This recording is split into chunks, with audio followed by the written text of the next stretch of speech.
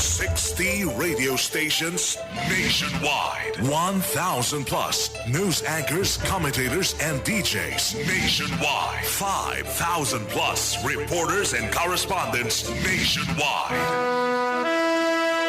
RMN. Radyo mo nationwide. Ang totoong nationwide news network sa Pilipinas. Sa Dipolo DXDR 981. Tatak RMN. Radyo mo nationwide.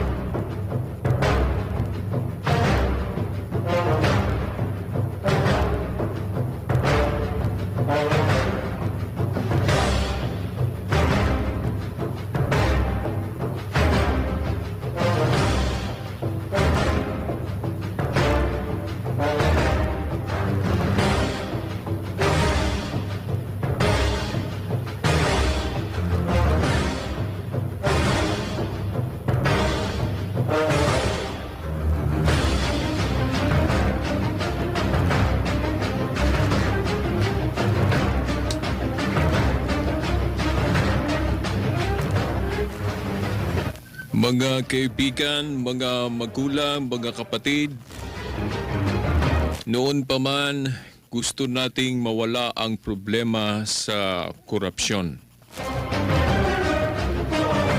Ang ating presidente ay gustong mawala rin ang korupsyon. Yan ang pinaka-numero 1 niyang pinagtuunan ng pansin sa kaniyang pagka-presidente. Binanggit natin yan dahil sa tingin natin no mga kaibigan, mga kapatid,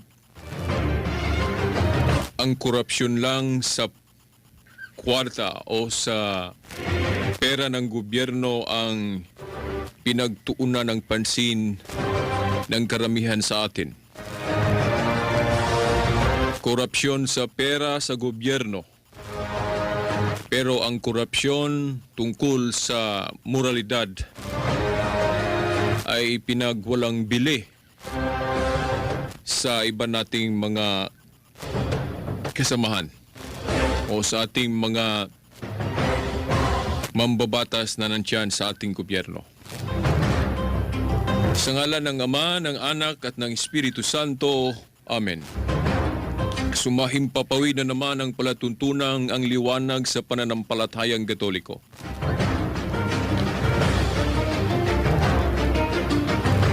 Okay, huwag kayong magtaka na patuloy tayong gagawa ng palatuntunan na Tagalog version sa ngayong mga panahon. Dahil sa nasabi na namin na importanteng paksa ito, no? Ito ay pangkalahatang issue, no? Dito sa ating bansang Pilipinas. At saka ang Tagalog ay ating pambansang lingwahe na ang lahat na nakapag-aral dyan sa eskwelahan ay makaintindi ng Tagalog. So, sa aim na yan, kagustuhan nating makaintindi ang lahat. Kaya pinili natin ang salitang Tagalog na kahit mahihirapan tayo sa pagsasalita dahil hindi tayo sanay ng mga Bisaya, no? Sa pagsasalita ng Tagalog. Mga kaibigan at mga kapatid, meron tayong kasama ngayon. Nakasama ko na siya sa programa natin noong last Sunday o sa the other Sunday pa. By the way, last Sunday wala tayong live program. Nag-replay lang tayo dahil alam kong lahat sa atin ay nakatutok sa boxing sa ating pambansang kamao Manny Pacquiao. Ang ating makasama ngayon, walang iba na napakingganan niyo siya, no? Si kapatid na John Lowen Lumanta. Magandang tanghali po, kapatid na John. Magandang tanghali, kapatid na Shelbert, at magandang tanghali din dun sa atin pong mga nakikinig saan man sa Luzon, Visayas at Mindanao kasi may mga nakikinig na sa atin dun sa bahagi ng Luzon. Kumusta po kayo at sana'y pagpalain kayo ng ating Panginoon na muling nabuhay. Yes, at saka sa mga listeners natin na yung membro sa Pro-Life, alam nating mapakinggan nila itong programa natin. Mga kapatid na Shelbert, maraming nakikinig sa atin dun sa bahagi ng Luzon, sa Maynila. Yes, kung hindi man sila makapakinig ng live, sa replay na lang doon sa pag-upload na natin dito. Oh, nabasa ko yung kanilang appreciation doon po sa Facebook, no? Yeah. So maraming salamat po sa inyong pakikinig. Yes, okay. It's nice to be back here, kapatid na Shelbert. Yes, kapatid na John, no? Okay, sa nasabi na namin, kahit na mahirapan kami sa pagsasalita ng Tagalog, heartily given namin ito sa inyong mga kapatid. Para atin pong maiparating sa kinauukulan na tayo dito mga Bisaya sa bahaging ito ng Mindanao ay tumututol dito po sa panukalang batas na RH Bill. Okay, kapatid na dyan, alang-alang sa mga kapatid natin na hindi nila alam, especially yung mga kapatid natin na walang telebisyon, no? At saka kung meron man ay hindi nila ma-pick up siguro ang signal sa ABS-CBN, no? Ating ipaalam sa kanila na merong debate na nagawa sa ABS-CBN tungkol sa RH Bill. Isang live debate, kapatid na Shelbert. Isang live debate at nagpapasalamat tayo dahil sa debate na yon, kapatid na dyan, parang nakita natin na parang ang anti-RH ang nagkuwagi, no? Oo nga, kapatid na Shelbert, hindi ako nag-expect doon sa magiging resulta ng text votes. Yes. Kung saan 60 plus, 62%. 65% ang anti, no, ang sa atin. Ang pumanig ang doon pumanig. sa mga argumento ng pro-life. At Yes, saka 30% lang doon sa 34% ang sa pabor sa RH Bill. RH Bill. So tayo natutuwa, kapatid na dyan, dahil yung ginawa nung I think pro-RH to siya, yung nag-conduct siya doon sa Facebook na nag-voting. Ako'y nalulungkot dahil parang talo tayo doon sa voting na yon, no? Dahil mas marami ang sa pro-RH. Pero yung sa debate, na yon na nakita natin na may voting rin, no, sa mga nanonood, no? Nakita natin na mas marami pala tayo. Yung voting na nangyari doon sa harapan debate, kapatid na Shelbert, ay makikita nating base doon sa kanilang napakinggan. Oo, nakita sa debate. Oo, kasi doon mismo sa debate, kapatid na Shelbert, the pro-life group overwhelmingly defeated the pro-RH group, no? Kasi kapatid na Shelbert, hindi tayo magtataka bakit tayo nanalo doon kasi ang Panginoon ay sumasa atin, kapatid na Shelbert. Yes, kaya nga nasabi ko doon sa Facebook, kapatid na dyan, kasi yung ibang mga kapatid natin ay merong pag-alala sila na dahil sa by the way, no, may incoming debate na naman, no, ngayong if I'm not wrong, May 22 ipalabas. Pero mag-taping daw yan, no? Hindi live, no?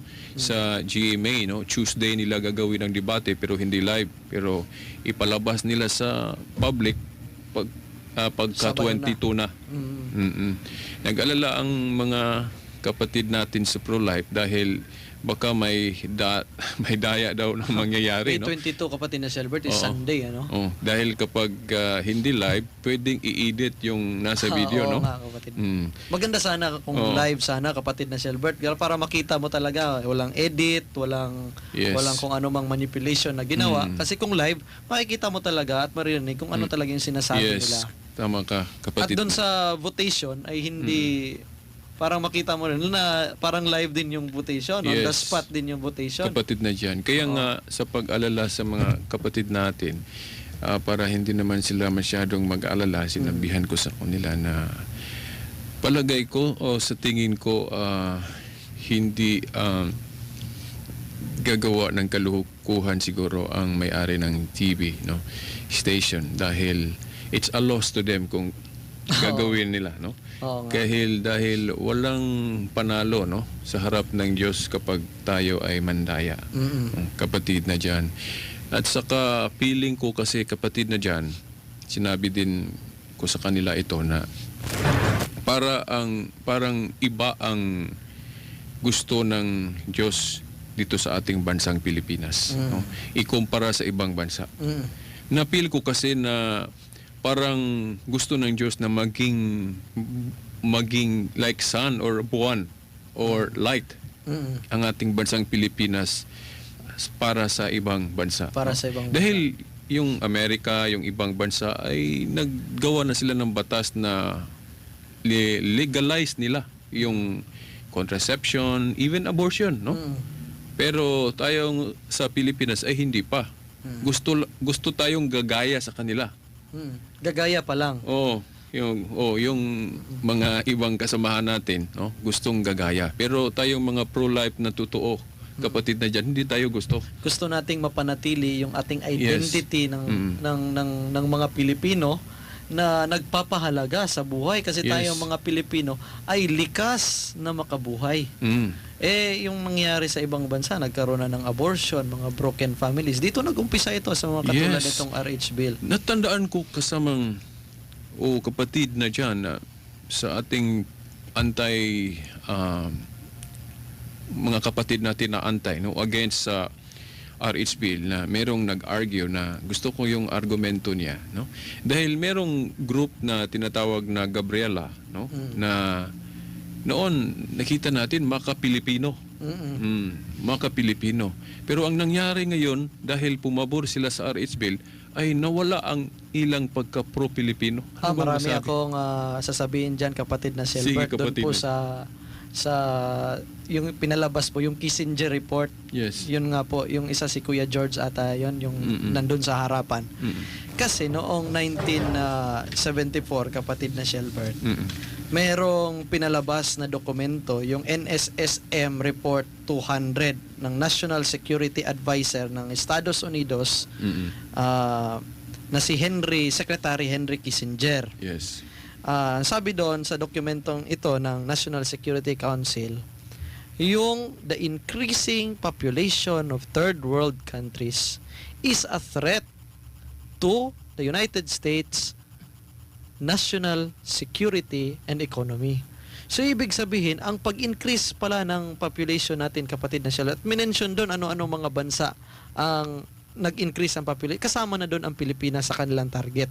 Kasi kung makikita mo, kapatid na si Albert, dahil dito sa contraceptive mentality na mayroon na sa kanila, yung kanilang population ay umuunti. Ibig At tayo sabihin- ay dumadami. Yes. Sa kanila, kaya nga umuunti, kapatid na Shelbert, kaya nga wala nang nag-aalaga doon sa kanilang mga matatanda kasi sobrang dami ng kanilang mga matatanda. Yes. Sinong nag-aalaga? Mga from the third world countries like the Philippines. Kaya nga maraming mga nag-a-abroad para alagaan yung mga matatanda nila. Kung time will come, kapatid na Shelbert, na yung kanilang bansa ay uunti ang populasyon at tayo ang dumadami, kaya tayo ay nakikitang threat, kaya pinapaunti tayo. Ano ba yung threat sa Tagalog? Kapatid na dyan. Threat. Baka hindi maintindihan ng iba nating mga kapatid. Parang, yung- ano ba yung threat? yung sa iba na lang sigurong word na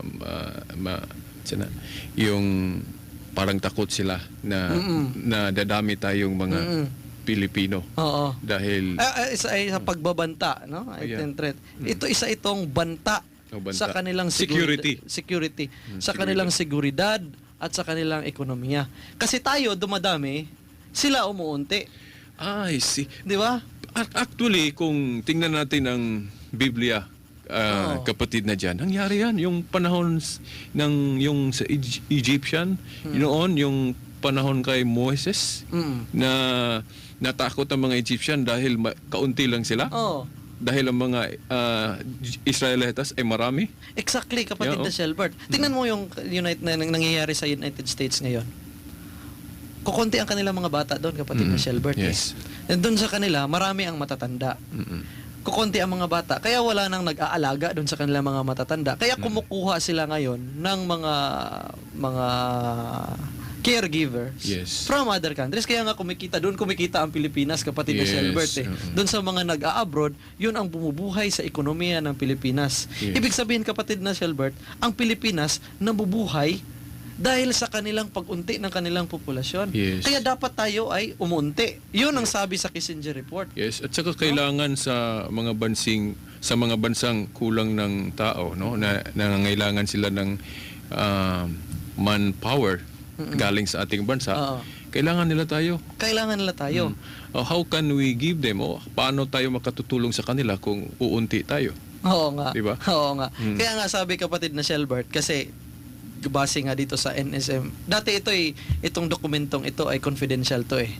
Confidential. Ngayon lumabas ito, no? At nakita nga na every time na nagbibigay ng aid ang United States dito sa Philippines ay merong kasamang population control program. Kasi gusto nga nila na umunti tayong mga Pilipino, no? Kasi sila Yes.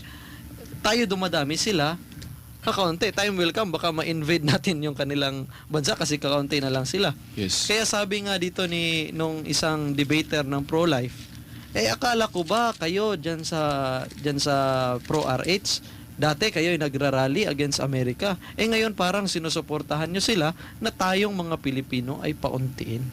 Yes, kapatid na dyan. At saka, bago ko makalimutan ito, kapatid na dyan, ating itugtong itong mensahe na mababasa natin sa Aklat ng Mateo, Kapitulo 18, versikulo 17, sa English, no, sa King James. And if he shall neglect to hear them, tell it unto the church.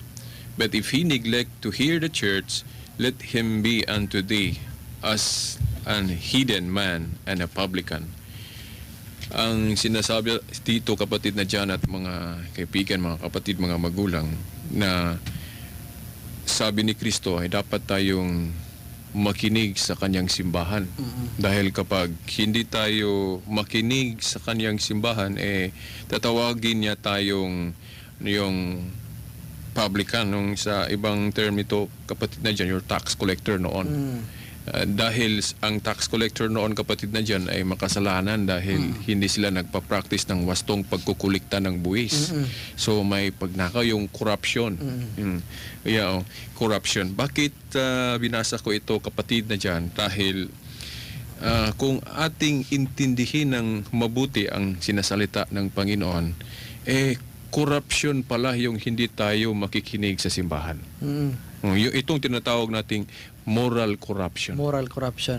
Kapatid na Shelbert, sa unang Timoteo chapter 3 verse 15, sabi doon, the church is the pillar and the foundation of truth. Yes. Ang simbahan ay haligi at suhay ng katotohanan. Bakit?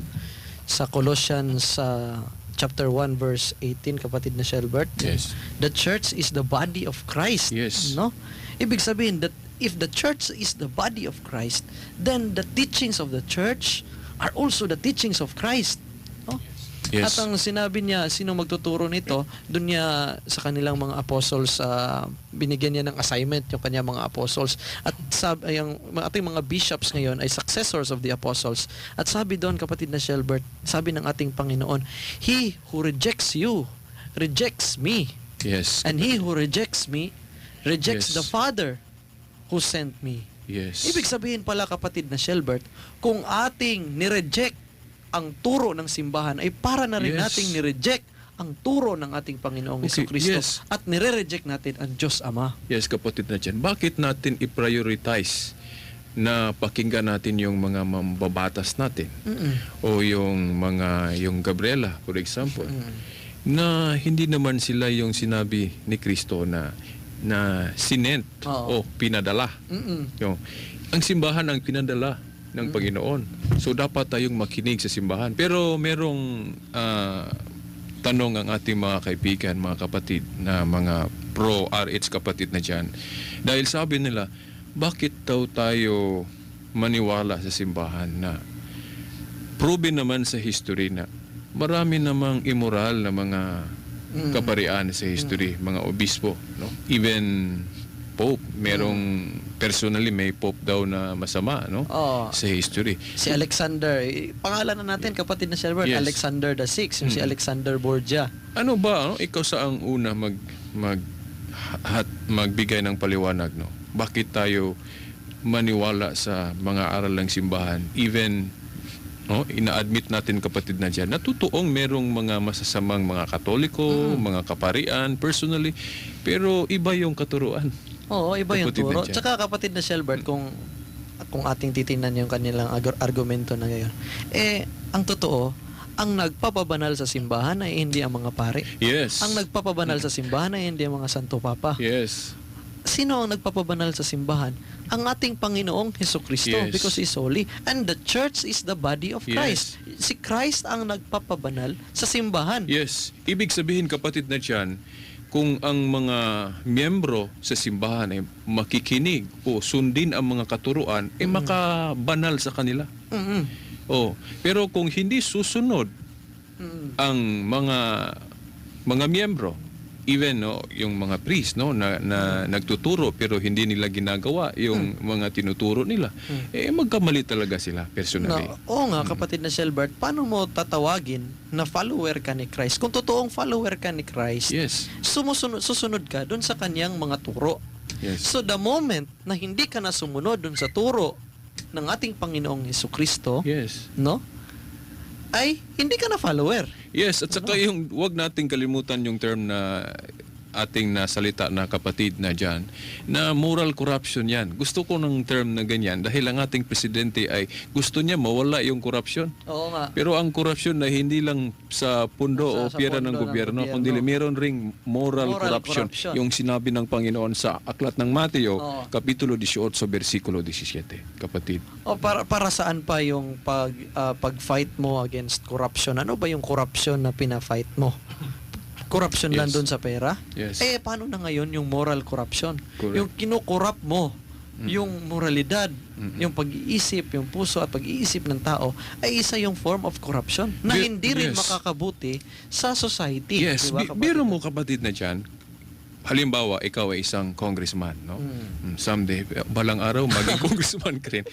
Tapos, gusto mo bang ang mga kabataan natin na hindi, murag, para bang turuan natin sila na hindi makinig sa aral ng simbahan? Yung disobedient? Yun ba ang gusto nating matutunan nila? Kung tayo ay mga magulang na responsable, gusto ba nating maturuan ang ating mga anak na mag-disobey o hindi susunod sa mga ama natin sa paniniwala? Aral ng simbahan. Yun nga sinasabi ko, kapatid na Shelbert, the church is the body of Christ. Yes. So, pag nireject mo ang turo ng simbahan, sinasabi ko, pag nireject mo ang turo ng simbahan, para mo na rin nireject ang ating Panginoong Hesukristo. At yung turo naman ng ating Panginoong Hesukristo at ang turo ng simbahan ay hindi yun makakasama sa tao. Yes, naalala ko tuloy, kapatid na dyan, yung mababasa natin sa Aklat ng Mateo, Kapitulo 23, versikulo 1 hanggang 3, kapatid na dyan, na merong sinabi ang ating Panginoon dyan na sundin daw natin yung mga sinasabi o yung mga utos ng mga authority natin. O anong authority natin? Yung mga kaparian o ang simbahan. Pero wag lang nating susundin daw yung mga ginagawa nila dahil hindi sila gumagawa sa mga itinuturo nila. Example dyan, kapatid na Shelbert, dun sa 12 apostles ng ating Panginoong Hesukristo. Yes. Kasama nila palagi ang ating Panginoong Hesukristo. Naririnig nila ang ating Panginoong Hesukristo. Nakikita nila ang ating Panginoong Hesukristo. Na hahawakan nila ang ating Panginoong Hesukristo. Bagamat yun ang kanilang mga privilege ng time, meron pa ngang nagpakahudas. Yes. No? Meron pang isang Judas Iscariote. Doon mismo sa 12 apostles na nakakita kay Kristo, nahawakan si Kristo, nakakarinig kay Kristo.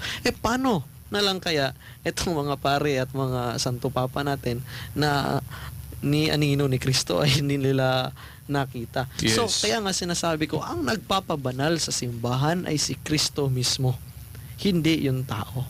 Yes. So, sa ibang salita, kapatid na dyan, yung katuruan ang dapat susundin natin, Pero yung mga masamang ginagawa nila ay hindi natin susundin yun. Ay, siyempre. Yes. Kagaya yung ginawa ni Judas. Mm. Yung paghudas niya ay wag nating tularan. Mm-mm. Pero yung pagsunod sa mga aral ng moralidad, kung ano ang tama at kung ano ang mali, iyon ang susundin natin.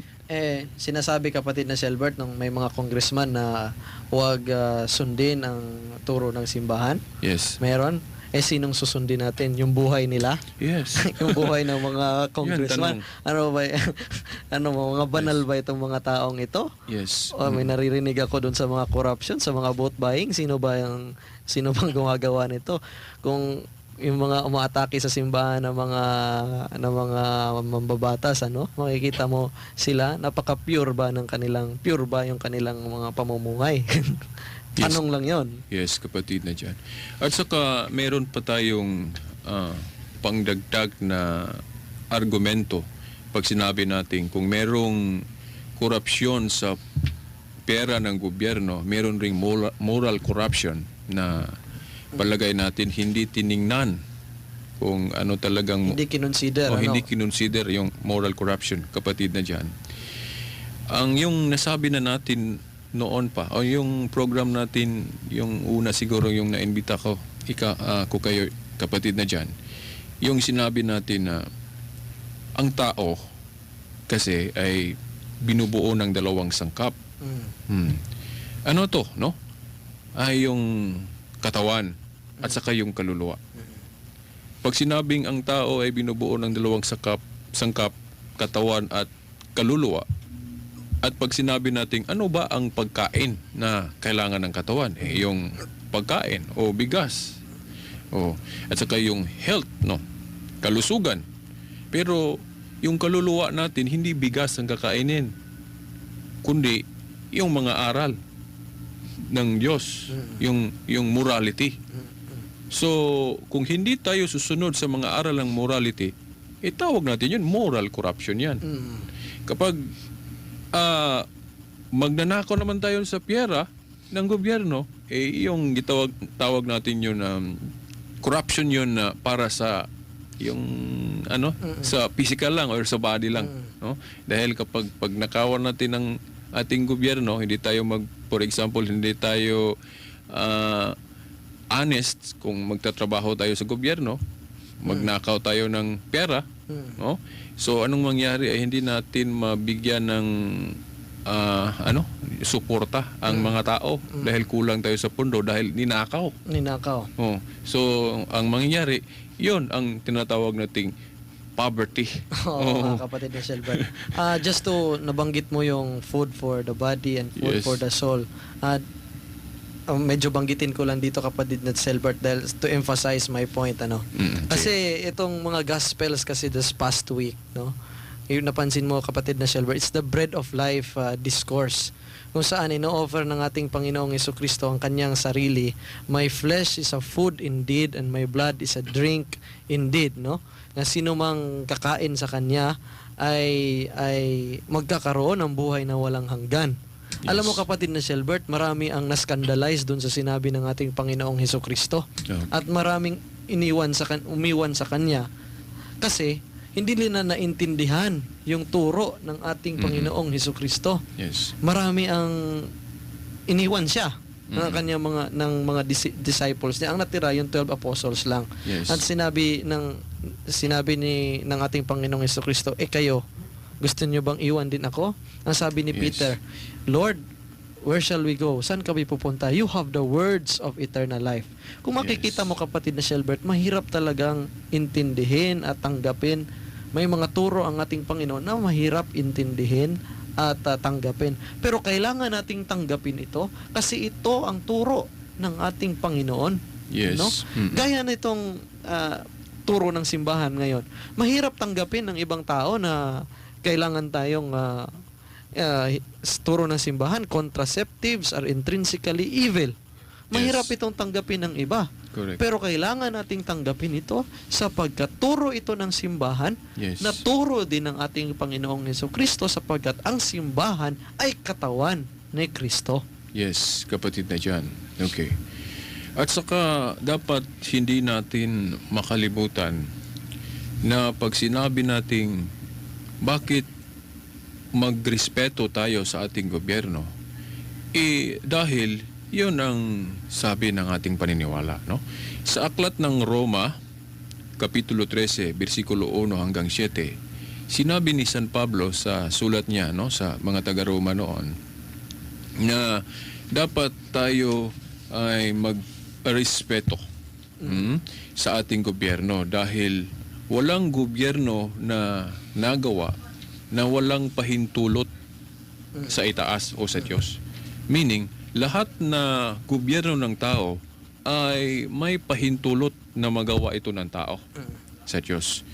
So, kaya may paniniwala tayo na dapat tayong magbayad ng buwis. O ano pa ang mga batas ng gobyerno na hindi salungat sa paniniwala, talagang susundin natin. Pero kung sa salungat na ang batas ng gobyerno sa batas ng Diyos, iba na yan. Iba na yan. Sabi nga ni, ito yung isang verse ng Bible na kinote ko nung ako nag-deliver ng 7 last words sa cathedral last Good Friday, kapatid na Shelbert. Sabi ni San Pedro dun sa Acts of the Apostles, Yes. it is better to obey God than man. Yes. I'm not wrong. 5:12 or any basta nandyan sa Acts yan, Acts of the kapatid, na. Apostles, sa isang homily yun ni St. Yes. Peter. Sabi niya, it is better to obey God than man. Yes, kapatid na dyan. Okay. At saka kung isipin natin, kapatid na dyan, kung ako naman ay nasa pamamahala ng ating gobyerno, halimbawa, ako ay isang congressman or basta andyan, no, sa gobyerno, makonsensya naman ako kung hindi ko isama ang moral teaching ng Diyos sa pag-serve sa bayan, no? Dahil anong klaseng tao tayo kung pinahintulutan ng Diyos ang gobyerno na respetuhin ng tao pero hindi natin susundin ang gusto ng Diyos. Oo nga, kapatid na siya. Ang gusto ng Diyos na tayo'y makikinig, magrespeto sa mga katuruan ng kanyang simbahan. Anong tawag ni San Pablo sa simbahan? Haligit suhay ng katotohanan. The pillar and foundation of truth. Foundation of truth ang simbahan. Pero bakit natin hindi paniwalaan? Yung gusto lang ng tao ang ating papaniwalaan. Oo nga. Naalala ko tuloy, kapatid na Silbert, yung si Saint Thomas More, no? Na isang santo, i-research nila lang mga kapatid na nakikinig. Doon kasi sa kanyang inobject kasi niya yung pag-divorce ng hari, no? Yes. At dahil doon siya ay pinugutan. Yes. Kasi isang faithful na Catholic ito si Saint Thomas More, at against nga siya doon sa divorce. Ang sabi ni Saint Thomas More kasi parang sekretaryo siya ng hari. Sabi niya, I am the king's faithful servant, but I am God's first. No? Saan ba yun nangyayari? Nakalimutan ko. Sa England man sa siguro. England. Yun yung start ng Anglican na church, kapatid na Shelbert. Sana dun sa mga nakikinig na mga Katoliko, sana gayahin natin si Saint Thomas More. Yes, at saka meron akong idugtong sa history na yan, no? Kapatid na dyan. Dahil may, no? Ano to sa Tagalog?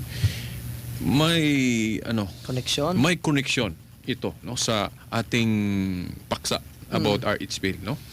Dahil sa pagbasa natin sa history, no? Dahil gusto nating suriin kung kasaysayan. yung kasaysayan kung saan ba o anong year ba nag-start yung pag-accept ng contraception. Dahil sa pagbasa natin sa Biblia, yung halimbawa, yung na-quote natin yung aklat ng Genesis, Kapitulo 38, versikulo 8 hanggang 10, na yun ang talatang yun ang ginawa nating basihan na masama talaga yung contraception. Dahil si Unan ay nag-contraception. Yung ginamit niya ng contraception, yung withdrawal.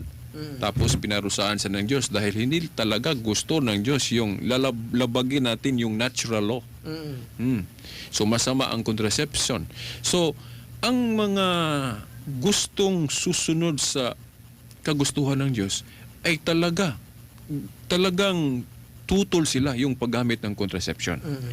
Pagdating ng Kristyanismo, yung sa bagong tipan na kapatid na dyan, lahat ng mga mabubuting Kristiyano ay nag-unite sa pag-against, sa pagtutol, sa paggamit ng contraception. Kaya nga, yung Christianity, even sa panahon ng Protestantism, kapatid na dyan, yung unang nagprotesta sa simbahang Katoliko ay yung si Martin Luther. Pero kung babasahin natin sa history, ay hindi tumututol si Martin Luther sa itinuro ng simbahan tungkol sa yung birth control, yung masama ang paggamit si Martin ng Luther, contraception. kapatid na Shelbert, ay against contraception. Yes. Hindi lang siya, kapatid na dyan. Even yun si Calvin at John Wesley. Sila na yung mga tinatawag nating mga ama. Yung mga foundation naman ng Protestantismo. Foundation ng Protestantismo. Sila ay hindi tumutol sa itinuro ng simbahang Katoliko na masama ang paggamit ng contraception. Bakit yung mga Protestante ngayon, kapatid na Shelbert, ay hindi na pala sumusunod doon sa kanilang sa kanilang mga fathers nila? Yan ang dapat matanong nila, at kapag matanong na nila, dapat malaman nila ang sagot. Dahil kung malaman nila ang sagot, I think, kapatid na dyan, mag-isip na sila na maging talagang mag-pro-life na sila. At sumama na sa atin. Sumama na sa atin, no? At marirealize nila, kapatid na Shelbert, na ang tinuturo ng Katoliko ay yun ang totoong katuruan. Yes, tama ka, kapatid na dyan, no? Ito ang nangyari, no? Yung if I'm not wrong, King Henry VIII ba to? Tulungan mo ako sa history, kapatid na dyan. Baka magkamali tayo sa pero nandito ito sa history, no? Siguro sa account lang siguro makalimutan natin, pero ang mensahe nito ay talagang totoo. Na yung si King Henry VIII na yung kilala noon na defender ng Catholic faith, na parang naglaki ang yang ulo. Lumaki ang kanyang ulo. Hindi ito parang yung sana maintindihan ng marami ang ibig nating sabihin. Hindi literal ito. No. Lumaki ang kanyang ulo, ibig sabihin yumabang. Yumabang, no? Dahil defender ako ng simbahan. So kung ano ang hihilingin ko sa Santo Papa ay talagang ibibigay. Ano ang hiniling niya sa Papa noon, kapatid na John? Yung gusto siyang hiwalayan yung kanyang asawa. Gusto niyang hiwalayan. So parang divorce yun, no? Hiwalayan. Pero sa pagtingin ng Santo Papa walang ground ito. Saka yung katuruan ng simbahan, yung sinabi ni Kristo ay labag. Nandun sa Ebanghelyo ni San Mateo, kapatid na Shelbert, what God has put together, let no man put asunder. Di ba, kapatid na Shelbert? Anong ginawa ni King Henry VIII na hindi siya binigyan ng pahintulot? Yung hindi siya nabigyan sa kanyang gusto. Anong ginawa niya? Lumabas siya. Humiwalay siya sa simbahang Katoliko. At nagtayo ng simbahan na tinatawag ng Anglican. The Anglican Church of England. The Church of England. So, yung obispo na sabi mo kanina... Hindi yan obispo, kapatid na Shelbert. Lawyer yon. Lawyer? Na parang secretary ni si Thomas More. No? Hindi niya inaprubahan yung pagpapakasal ni Henry doon sa kay Anne Boleyn, no? Kasi may asawa na siya si Catherine of Aragon, no? Doon sa pagtutol nitong si Saint Thomas More doon sa mga gusto ng hari at pagsunod ni Thomas More sa katutusan at sa turo ng simbahan, ay pinapugutan siya ng ulo. I see, no? So, na-martyr yun. Naging martyr. Actually, isa siyang santo, kapatid na Shelbert. At dahil doon, makikita natin na sinabi ni Saint Thomas More, I may be the king's faithful servant, I am the king's faithful servant, but I am God's first. Inuna pa rin niya ang ating Diyos. Panginoon, no? Bagamat ikaw, congressman ka, siyempre, iniisip mo, congressman ako. Pero sana, i-consider mo doon sa iyong pagiging congressman ang mga katuruan ng Diyos. No? Huwag mo siyang ibaliwala. Kung makikita mo, kapatid na Shelbert, doon sa panig ng mga pro-RH, nandun yung mga Yes. atheist, no? May isa nga doon sa debate, kapatid na Shelbert, umamin na atheist siya, no? Yes, Na wala siyang dinudiyos. Yes, no? oh. Imagine, wala kang Diyos, kapatid na Shelbert. Anong klaseng moralidad meron ka Para kung wala ang Diyos sa buhay mo? Para sa akin, kapatid na John, dapat hindi natin bigyan ng credit yung ganon na mag-discuss tayo about sa kaunlaran ng ating bansa na yung mga atheist gawin nating basis sa kanilang mga sinasalita dahil yung ating gobyerno ay naniniwala na may Diyos. Di ba? So bakit natin sa mga discussion para sa kaunlaran natin isama natin yung mga atheist? Kung baga kapatid na Shelbert, tingnan mo yung ating konstitusyon. Ewan ko Yes. kung itong mga atheist na ito ay naniniwala sa ating konstitusyon. Kung titingnan mo, kapatid na Shelbert, dun sa ating konstitusyon, yung preamble, Yes. ini-invoke doon yung ang Diyos, no? The God Almighty, no? Doon sa 1973 Constitution, divine providence. Ini-invoke ang Diyos, no? Yes. Ibig sabihin itong ang ating konstitusyon ay hindi ito anti-God, hindi ito atheist. Ang ating konstitusyon, kapatid Yes. na Shelbert, ay maka-Diyos. Yes. Kasi nandun sa preamble No, we the Filipino people, no, the sovereign Yes. Filipino people invoke the aid of the Almighty God, no, ganun. Mga Diyos niya, hindi natin isama kung ano ang gusto ng Diyos. Ang gusto ng Diyos na tayo'y maniwala sa mga katuruan ng simbahan niya. Anong sabi ni Kristo? Ang hindi nakinig sa inyo ay hindi rin nakikinig sa akin. Katumbas na yun. No? At makikita mo, kapatid na Shelbert, na kasi may mga Muslim nating mga kapatid na Shelbert na pro-life. Yes. No? 'Di ba? Ayaw din nila ng contraceptives, kapatid na Shelbert. Yes, Kasi doon ko nakita, kapatid na Shelbert, maski pala ang Quran ay nagtuturo na Yes. tayo ay ating protektahan ang buhay. Meron akong nakilala sa Facebook na nagtatrabaho, if I'm not wrong, dyan sa Saudi Arabia. If I'm not wrong, si Lolo Iski, no? Kung nakikinig si Lolo Iski ngayon, palagi siyang nakikinig sa Remendi Polog, na against rin siya, no? Ang kapatid nating Muslim na yon. Kasi maski pala ang Quran, kapatid na Shelbert, ay nagtuturo na pangalagaan ang buhay. At ang contraceptives talaga ay against life. Yes. No? Kasi dun nga sa usapin ng abortifacients, babalik na naman tayo Sige. ng kapatid na Shelbert, no? Na meron ditong mga abortifacients na mga pills. Pangalagaan natin ang buhay. Huwag tayo dun sa mga nakakapag-abort. At saka, kapatid na Shelbert, dun nga sa debate na kasi meron kasing minsan sinabi yung si Secretary Cabral, no, na nagkukos kasi ng breast cancer itong pills, no? Ang sabi niya, hindi ko sinabi yun. Ang sinabi ko, bagamat meron ngang mga cases na nagkukos siya ng breast cancer, maiiwasan naman yung cervical cancer, maiiwasan naman yung sa bato at kung ano-ano pa mga sakit. Yun na nga, kapatid na Shelbert, isupalpal na naman yung argumentong yun. Healthy nga yung ovary, healthy nga yung ibang parts ng body mo, meron ka namang breast cancer, patay ka pa rin. So paano mo masasabi na ito ay for life? Kung Yes. nakakapag-cause talaga ito ng mga kung ano-anong cancer. Gaya nga ng breast Yes. cancer na mismo nakita natin, panoorin niyo uli yung debate, mga kapatid. Yes. Sana may replay pa. Makikita niyo talaga doon na talagang nakakapag-cause ito ng cancer. Meron akong... At i-research nila, kapatid na Yes, Shelbert, na yung may mga pills na nakakapag-cause ng breast cancer. Sila na ang ating mga tagapakinig ang mag-research. Assignment nila yung Yes, kapatid na Shelbert. natandaan ko, kapatid na dyan, yung sinabi ko na sa short words lang, no? Malit na mga salita na binigay ko, yung sinabi nila na bakit hindi daw susuporta tayo ng mga antay?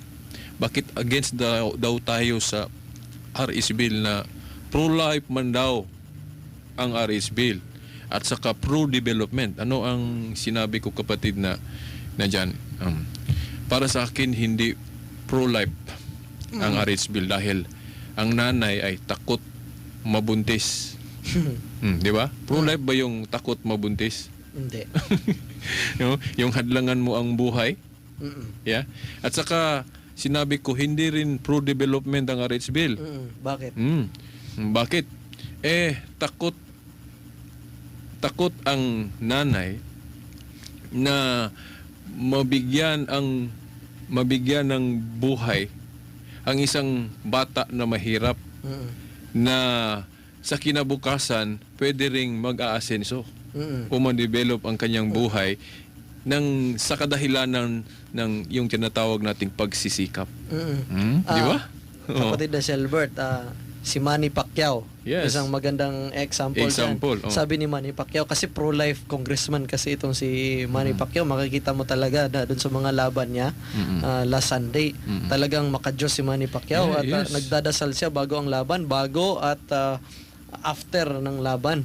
At sinabi ni Manny Pacquiao, kung nagkondom ang tatay ko, wala sanang Manny Pacquiao si Mami D, si Aling Junicia, kapatid na Shelbert. Kung makikita mo si Manny Pacquiao ay mahirap. Yes. Galing sila sa mahirap, pero dahil sa pagsisikap, sila ay yumaman. Oh, yes. Sabi nung nakadebate ko sa Facebook siya, hindi naman ang mga magulang niya nagsisikap si Manny lang daw. Hindi issue yun. Basta, nagsikap. So, ibig sabihin, ang mahihirap ay may tsansang yumaman may sa tsansa. pagsisikap. Yes. Ang talagang taong tamad ay wala talagang swerte yan. No? Kapatid na Shelbert. Tama, no? Kung yung sinabi niya kung nagkukondom pa si tatay dahil sa kahirapan namin, wala ako ngayon. So, ibig sabihin, bigyan nating chance yung sinabi ni Congressman Goles. Gusto ko yun. Bakit hindi nating bigyan ng chance ang mga mahihirap na mabuhay? Na kapag mabigyan ng gobyerno ng saktong suporta, no? Yung palaging balik-balik ni Congressman Goles, yung dapat tayo sa gobyerno ay mag-support yung livelihood, yung kapatid na yung Shelbert. sinabi mo noon. Titingnan mo, kapatid na Shelbert, yung budget nila for the RH bill ay 3 billion. Imagine kung yung 3 billion na yan ay yan yung i-promote mo sa agriculture, no? Sa education, sa values education, kapatid na Shelbert. It will go a long way. Yes. So, halimbawa sa sex education, bakit ang paglaanan mo ng budget ay yung values education? Yes. We need values education, not sex education. Correct. At by the way, kasama dito sa RH bill ang sex education, kapatid na Shelbert, ano? Yes. So, bakit mahirap ang Pilipinas? Hindi dahil sa populasyon. At ito'y na-explain ko na dati. Yes. Hindi sa populasyon, kundi sa korupsyon. Iyon ang talagang matinong sagot doon, kapatid na Shelbert. Yes. Yung nasabi mo yung sex education, hindi natin, parang malit na ang oras natin. Oo nga, kapatid na Shelbert. Pero, palagay ko, bigyan natin sila ng anong reason natin. No, kahit na maliit lang, kapatid Kunti na dyan. Kung bakit yung sa RH Bill na yung yung RH Bill 4244, nakasama doon yung sex education for children. Na bakit tutol ang simbahan, no? Kapatid na dyan, sa nalalaman mo? Kung titingnan mo, kapatid na Shelbert, grade 5, sabi doon sa RH Bill, grade 5 pa lang ituturo na ang RH Bill. Grade 5 up to 4th year high school, ituturo na yung sex education. Ibig sabihin, ituturo mo sex education for 6 years? Anong pag-uusapan nyo dyan sa 6 years? Ituturo mo sex education sa mga bata, no? Isasabihin ang ituturo dito, yung reproductive system ng lalaki at babae. Meron na yan sa science and technology. Yes. Elementary pa lang, alam ko na yan tamang responsableng pagpapamilya. Nasa values education na yan Yes. Bakit hindi yon ang paglaanan ng pondo ng gobyerno? Bakit kailangan pang ituro mo siya ng 6 na taon? Yes. Sex education. Ano kaya mga magulang at mga kapatid? Ano kaya ituturo sa ating mga kabataan doon? At kung titingnan mo yung module ng sex education, kapatid na Shelbert, Yes. hindi doon ituturo na kailangang mag-asawa ka muna Yes. bago makipag-sex. Wala doon. No? Ang ituturo lang, sex education. Pero hindi na tinuturo, mag-asawa ka muna hindi bago ko nakalimutan yung sinabi nila yung safe sex. Oo nga. Ituturo. Pero sa palagay ko, kapatid na dyan, wala sa panahon yung magtuturo tayo ng safe sex education sa mga bata, hindi para sa kanila nun. Bakit? Unang-una, yung sex ay para sa married life lang. Hindi para sa mga kabataan yun. Bakit tuturuan natin sila? Meron ngang, alam mo kapatid na Shelbert, sabihin ko lang sa iyo na ito talagang mga arguments ng pro-life ay convincing. Yeah. Kahit saan mo ituro, maski na dun sa pro-RH bill ka, i-open mo lang yung heart mo, makinig ka sa mga pro-life, talagang maniniwala sila sa pro-life. Alam mo, isa kong estudyante kapatid na Shelbert ngayon, sabi niya, Sir, hindi ako naniniwala dyan sa sex education na yan. Kasi kami niyan, minsan nagkaroon kami ng ganyan, 4 doon sa mga kabats ko ang nabuntis. Yes. High school pa lang, kapatid na Shelbert. Na? Oh. Okay. Ito ay experience ng estudyante ko ha, na kasi may mga estudyante ako, mayroon doon mga pro-RH. Pro-RH bill. Nung ma-explainan ko sila ng mga katotohanan with various facts from various economies and from various researches at doon na rin sa mga turo ng simbahan, ay convincing talaga. Ito na ang experience ko sa UP Los Baños, kapatid na Shelburne. Nakikipag-debate ako. Actually, may nakadebate na ako on air na Gabriela. At maraming naniwala sa akin. No? Kasi may text votes din noon. Yes. Kapatid na Shelbert At makita mo talaga na convincing yung ating side. At sabi doon sa estudyante ko, kapatid na Shelbert, 4 nung tinuro sa kanila yung sex education, 4 sa kanilang mga kabats ang nabuntis. Yes, actually yun ang nangyayari din doon sa Amerika. Mga estudyante doon, magbabao na ng condom, pills, dahil yung premarital sex, no? Mag-sex na hindi pa kasal. Anong nangyari? Abortion, legal man yung abortion doon, no? Oo. Kapatid na dyan? Kung titingnan mo, sinasabi natin na itong contraception, this is the door to abortion. Yes, dahil hindi sila matakot na mabuntis dahil merong contraception. Pag pinasok natin itong contraception na ito, contraceptive mentality, it will really lead to abortion. Promiscuity. Sexual promiscuity. Sexual promiscuity. Yung tira pasanggan sa Bisaya. Yung- So, ibig sabihin, ang sinasabi ko lang, kapatid na Shelbert, sinasabi ko sa ating sambayanan, values education ang i-promote. Yes. Hindi sex education. Yun. Kung magbabudget ka, imagine, parte ng 3 billion, ipupunta mo lang sa sex Yes. education. Doon yun sa values formation natin ilagay. Hindi- Maglaan ka ng budget for values education, not for sex education. Yes, hindi para sa mga bata. Yun, hindi kasal pa ang mga bata. Bakit turuan natin sila At ng doon nga safe sa sex? module, kapatid na sila, walang sinasabi doon na, uy, mag-asawa muna kayo bago. Kaya nagtataka ako doon sa, mayroon doon isang obispo ng protestante, kapatid na Shelbert, na okay siya for contraception. Naisip ba niya na itong RH bill is for all? No? Para ito sa lahat. So maski teenager na hindi pa kasal, makaka-avail nito. Ibig sabihin, suporta din sila na yung mga hindi pa kasal ay makaka-avail Yes. nitong contraceptive. Correct. Okay lang basta mag-condom. Ngayon ba ang gusto nilang ipalabas, kapatid na Shelbert? Kaya tayo mga Katoliko ay consistent tayo sa tinuturo. No? Ang simbahan ay Yes. consistent sa kanyang tinuturo. Sa akin, kapatid na dyan, yung sa side ng simbahan ang gusto ko. Dahil merong sex education, yung sa prekana ba yung tawag yun, kapatid na dyan, yung kakasal na ang babae at saka lalaki. Yun ang panahon. Oo. At inamin, kapatid na Shelbert, ng mga nandun sa pro-RH, na yung ideal talaga na magturo nitong sex education sa mga bata ay ang kanilang mga magulang. Yes. Ngayon, kung magbabudget ka ng pera ng gobyerno, budget mo na doon sa ideal. I-promote, gumawa ng programa na talagang mag-udyok sa mag-encourage sa mga magulang na magturo nito sa kanilang mga anak. Yes. Kasi ang ideal na magtuturo nito ay ang mga magulang. Yes. We go for the ideal. Yes. Kung gagamit ka ng pera ng gobyerno, gamitin mo na sa ideal. Okay, kapatid na dyan. Okay, at saka, merong argumento ako dyan na nakalimutan ko. Yung what is private is private. What is for public is public. Like for example, yung pagbibihis. Private yun. Hindi pwedeng magbibihis ka sa public, di ba? Oo. Yung sa eskwelahan, maraming taong makakita sa inyo. Pornography ang mangyari noon.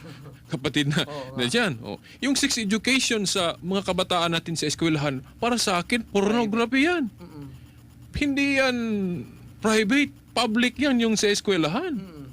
Para kang yung sa Tagalog yung i-unwear mo yung yung Kubad. maghubad ka sa publiko. Ay, hindi pornography yon, mga kapatid, no? So yung sex education para sa mga kabataan na hindi tama yon. Oo nga. Pornography At yon. saka, bakit mo siya ituturo ng 6 na taon? Anong Ang dali ituturo naman mo? matutunan yan, kapatid na dyan. Bakit mo ituturo ng 6 na taon? No? Mm-mm. Kasi kapatid na Shelbert, nakikita ko dito at analysis na rin. Mm-mm. Hindi kasi nila yung kanilang mga ideas, hindi nila ma-inculcate sa mga mature people like us, kapatid na Shelbert. Hindi nila tayo mga nasa simbahan, hindi nila tayo mako-convince na immoral itong mga bagay na tinuturo nila at yung contraceptive mentality. Kaya saan nila ituturo, kapatid na Shelbert? Dun sa mga bata. Kaya mga magulang at mga kapatid, tutulan po natin itong RH bill na ito sapagkat ito po ay kontra sa buhay, kontra sa pamilya at kontra sa lipunan at ito ay kontra sa mga turo ng Diyos. Okay, maraming salamat, kapatid na dyan. Mga kaibigan, mga kapatid, mga magulang. Sana sa aming ginagawang pagtalakay tungkol sa RH Bill, meron kaming na-share o naibigay sa inyo ng mga informasyon na talagang makatutulong sa atin sa tamang desisyon tungkol dito. Dahil maging huli na, kapag bukas pa tayo mag-change. Okay? Dahil wala na tayong oras, okay, sa susunod na linggo, huwag kayong magsawa sa pakikinig, no, sa ating palatuntunan. Okay? Itong muli ang mga kapatid ninyo ang magsabi, ang Panginoon ang nagbibigay sa atin ng buhay. So dapat susundin natin ang mga aral niya tungkol sa buhay. Ito ang inyong mga lingkod, ang kapatid na John Lowen Lumanta, makabuhay po ang sambayan ng Pilipino. Silbert Dundoyano Sr. Hanggang sa susunod na linggo. Sa ngalan ng Ama, ng Anak at ng Espiritu Santo. Amen. Amen.